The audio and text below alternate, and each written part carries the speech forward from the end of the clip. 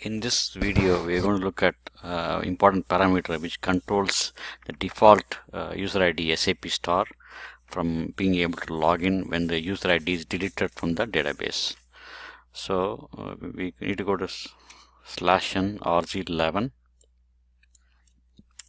So this transaction will let us display the parameters.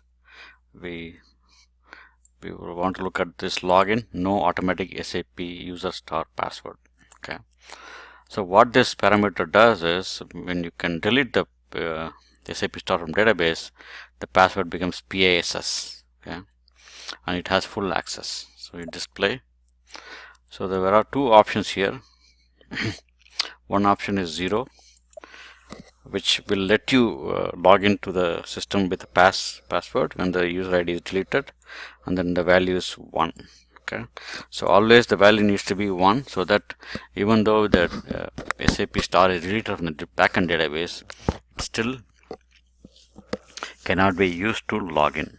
Okay, so this is an important parameter where it needs to be properly secured, and then make sure that this value is set to 1, not 0.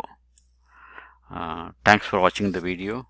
Please click on the link below to download the step-by-step guide and register for the webinar.